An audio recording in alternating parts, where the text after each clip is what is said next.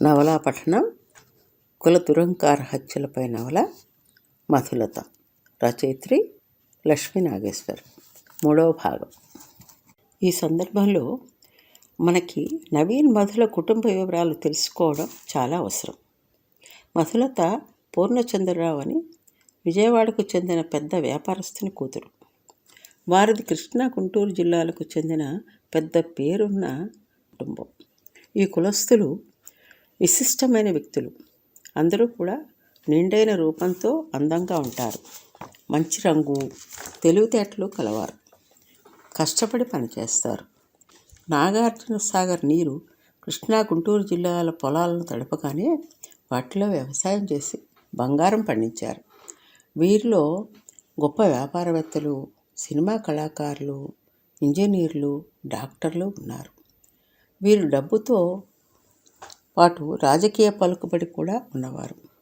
వీరు రాజకీయ నాయకులుగా కానీ వారి వెనుక ఉన్న బలమైన వర్గంగా కానీ ఉంటారు. ఆ విధంగా వారు అనుకున్న కార్యం నెరవేరేటట్టు చేసుకోగలరు. వారికి కులాభిమానం చాలా ఎక్కువ. తక్కిన కులాల వారందరూ అంటే బ్రాహ్మణులు తప్ప తమకన్నా తక్కువ వారే అని భావిస్తారు. వారిలో వారే వివాహాలు చేసుకుంటారు. అందులోనూ డబ్బు ఉన్నవారినే చేసుకుంటారు. ప్రస్తుతానికి మనం మధు తండ్రిని పూర్ణ అని పిలుద్దాం. మొదట్లో అతను చాలా సామాన్యమైన రైతు కుటుంబానికి చెందినవాడు. కానీ తర్వాత అతను చేపట్టిన వ్యాపారాలు, ముఖ్యంగా స్థిరాస్తి వ్యాపారం దినదినాభివృద్ధి చెంది బాగా శ్రీమంతుడయ్యాడు. నాగార్జున కాలువలు తవ్వే ప్రదేశం గురించి ముందుగానే అంచనా వేసి ఆ ప్రాంతంలో పొలాలు కొన్నాడు. అతని అంచనా ఫలించింది. ఆ భూమి అంతా బంగారం అయింది. అతను మామూలు రైతుగా ఉన్నప్పుడు మీనాక్షి అంటే అతని భార్య ఒక పెద్ద భూస్వామి కూతురు. ఆమెను ప్రేమించి పెళ్లి చేసుకున్నాడు. దానికి ఆమె తల్లిదండ్రులు ఒప్పుకోకపోవడం వల్ల కొద్దిగా గొడవలయ్యాయి. అవన్నీ అతను వృద్ధిలోకి రాగానే సమసిపోయాయి. మీనాక్షి అతని జీవితంలోకి వచ్చిన తర్వాత అతను పట్టిందల్లా బంగారం అయ్యింది. అందువల్ల ఆమె తనకు అదృష్టాన్ని తెచ్చిందని అతను భావిస్తాడు. పైగా అతనికి ఒక అందమైన కూతురును కూడా ఇచ్చింది. ఇక నవీన్ విషయానికి వస్తే అతని తండ్రి పేరు భాస్కర్రావు. అతను బాగా చదువుకుని లెక్చరర్గా ఉద్యోగం చేసుకుంటూ తమ కుటుంబాల్లో పైకి వచ్చాడు. ఒక మధ్యతరగతి ఎస్సీ కుటుంబానికి చెందినవాడు. అతని తాతల తరంలో అతని కుటుంబం వారు క్రిస్టియానిటీ తీసుకున్నారు. కానీ ఆ కుటుంబాలన్నీ ఎస్సీ కుటుంబాలుగానే పరిగణింపబడతాయి. వారి ఇళ్లలో హిందూ క్రైస్తవ మత పద్ధతులు రెండూ పాటిస్తారు. అయితే ఈ కుటుంబాల వారు చదువులోనూ ఉద్యోగాల్లోనూ ప్రభుత్వం వారు ఇచ్చే రిజర్వేషన్ సౌకర్యాన్ని పొందుతున్నారు. అందువల్ల మిగతా దళితులతో పోలిస్తే వీరు బాగా పైకొచ్చారు. భాస్కర్రావు తండ్రి పేద రైతు అయినా అతనిని చదివించాడు. భాస్కర్రావు చదువుకుని కాలేజీ లెక్చరర్ అయ్యాడు. అయితే అతను ఆడంబరాలకు పోకుండా తన 2 కొడుకుల్ని మంచి స్కూళ్ళలో చదివించాడు. వారే నవీన్, క్రాంతి. ఇద్దరు కూడా రిజర్వేషన్ ఫెసిలిటీ ఉన్న ఫస్ట్ ర్యాంకులు సంపాదించేవారు. భాస్కర్ కేవలం ఒక ఉపాధ్యాయుడే కాకుండా అభ్యుదయ భావాలు కలవాడు. అతనికి చిన్నతనంలో కమ్యూనిస్టులు, హేతువాదులతో పరిచయం ఉండేది. పైగా అతను పోస్ట్ గ్రాడ్యుయేషన్ చరిత్ర ఇంకా పొలిటికల్ సైన్స్లో చేశాడు. అందువల్ల అతనికి మన సమాజంలో జరిగే మార్పులు, వాటికి గల కారణాలు వంటి విషయాలలో మంచి పరిజ్ఞానం ఉంది. అతని తోటి వారిలో అతనే విజ్ఞానవంతుడు.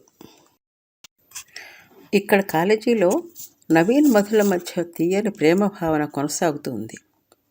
వారు ఎప్పుడు కలిసినా తమ స్నేహితుల మధ్య ఉండేవారు. అందువల్ల ఇద్దరు ఏమీ మాట్లాడుకునేందుకు వీలు పడేది కాదు. కానీ ఆమె అనుకునేది, ఇతను ఎంత అందగాడు, పొడుగ్గా చక్కగా ఉంటాడు, ఎప్పుడు నీట్గా బట్టలు వేసుకుంటాడు, కాటుక కళ్ళు, తీర్చిదిద్దిన ముక్కుతో, కనుముక్కు తీరుతో ఎప్పుడూ ఆనందంగా నవ్వుతూ ఉంటాడు. మనకున్న చాలామంది సినిమా హీరోల కన్నా అందంగా ఉంటాడు. అతని నల్లని శరీర ఛాయలో ఒక మెరుపు దాగి ఉంది. ఇతనే ఎర్రగా ఉన్నట్టయితే ఇంత అందంగా ఉండేవాడు కాదేమో. అతనితో పిల్లలు తెల్లగా ఉండరు, కానీ చామర ఛాయలో అందంగా ఉంటారు. ఇలా ఆమె ఆలోచనలు సాగేవి. వాటిని తలుచుకుని ఆమె సిగ్గుపడేది. ఇద్దరూ ఇంతవరకు ఒక్కసారైనా ఒంటరిగా కలవలేదు, మాట్లాడలేదు. అప్పుడే ఇంత దూరం ఆలోచన. ఒక్క మాటలు లేవు, కానీ ఇరువురు బస్ స్టాప్లో, క్యాంటీన్లో, క్లాసులకి వెళ్ళేటప్పుడు కలిసేవారు. చూపులు కలిసేవి. వారు ఒకరికొకరు ఎంత దూరంలో ఉన్నా ఒకరి ఉనికి ఒకరికి తెలిసేది. ఒకరిని ఒకరు చూడగానే మనసులో కలిగే మార్పులు తెలిసిపోతుండేవి. ఒకరిని తలుచుకుని ఒకరు సిగ్గుపడేవారు. ఏదో విధంగా తన మనసులో కూడా తనపై ఆలోచనలే ఉన్నట్టు ఆమెకు తెలిసేది.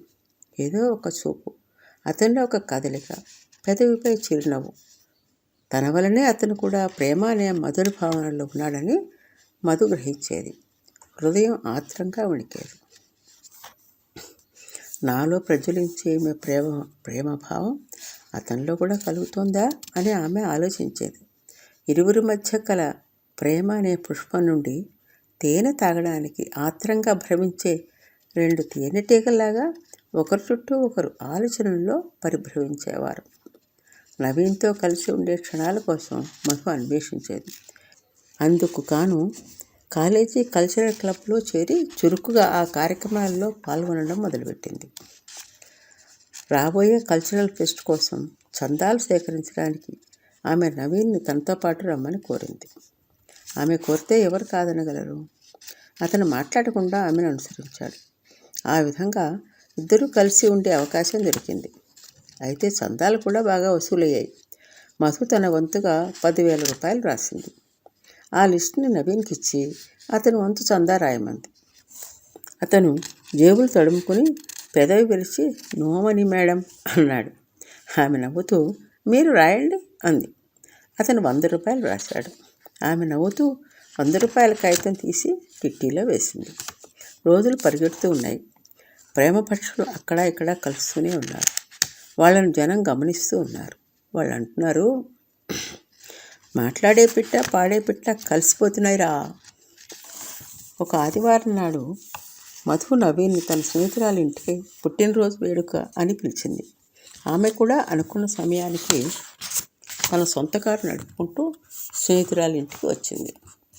సెలవు రోజున స్వయంగా కారు నడుపుకొని స్నేహితుల ఇళ్లకు వెళ్లే స్వేచ్ఛని ఆమె తల్లిదండ్రులు ఆమెకు ఇచ్చారు.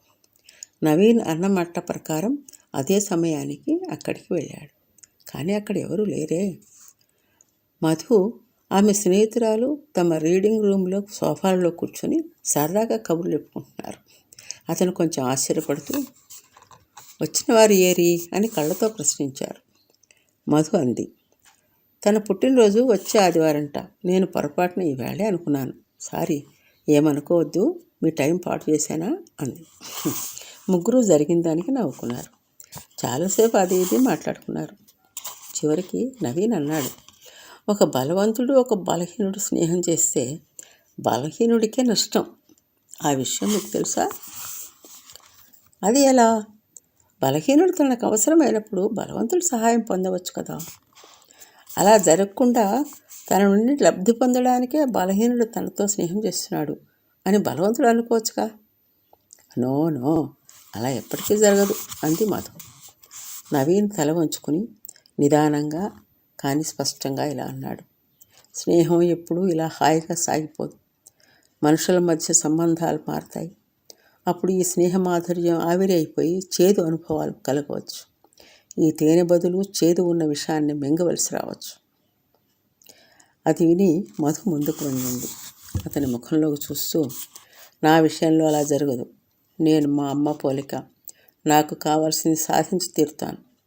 నా దారిలో కాలకూట విషయం ఎదురైనా సరే, శంకరుడు సముద్ర మథనంలో అమృతానికి ముందు విషం పుట్టినప్పుడు లోక సంక్షేమం కోసం దానిని తన కంఠంలో దాచుకున్నట్టుగా నేను ఆ విషయాన్ని నాలోనే భరిస్తాను. దానివల్ల ఇతరులకు హాని కలగకుండా చేస్తాను." ఇలా అంటూ ఆమె చేతులు రెండు నడుముకు బిగించి పెట్టుకొని లేచి నిలబడి శంకరుడి విషాన్ని తన కంఠంలో ఆపి ఉంచిన తీరు ప్రదర్శించింది. అందరూ నవ్వారు. మధు ఇంటికి వెళ్ళిన తర్వాత నవీన్ అన్న విషయం గురించి ఆలోచించింది. అవును, అతను అన్నది నిజమే. అతని ఉద్దేశంలో నేను బలవంతురాలిని, అతను బలహీనుడు. ఇది వాస్తవమే కదా. తామిద్దరి మధ్య సాంఘికంగా, ఆర్థికంగా భూమికి ఆకాశానికి ఉన్నంత దూరం ఉంది. అంతా ఏమంటారు? భూమి ఆకాశాలు కలవు అంటారు. సరే, ఒప్పుకున్నాం. పోనీ నవీన్ ఎప్పటికీ నా ఫ్రెండ్గా ఉంటాడు. ఈ రోజుల్లో కాలేజీల అమ్మాయిలందరికీ బాయ్ ఫ్రెండ్స్ ఉంటున్నారు. నాకుంటే తప్పేముంది? అతనితో మాట్లాడుతూ క్యాంటీన్లో, లైబ్రరీ దగ్గర కలుస్తూ ఉంటే ఎంతో బాగుంటుంది. మా హద్దుల్లో మేము ఉంటాం. ఎప్పుడూ ఎవరికి ఏమీ అనడానికి ఆస్కారం ఉండదు. అమ్మకి నాన్నకు కూడా మంచి స్నేహం మా మధ్య ఉండడానికి అభ్యంతరం ఎందుకు ఉండాలి? ఇలా ఆలోచించుకుంటూ నవీన్తో స్నేహం కొనసాగించాలని ఆమె నిశ్చయించుకొని సుఖంగా నిద్రపోయింది. తరువాత ఏమైంది? వారి ఇద్దరి మధ్య పుట్టిన ప్రేమ పుష్పించి ఫలించిందా? తరువాత భాగంలో చూద్దాం.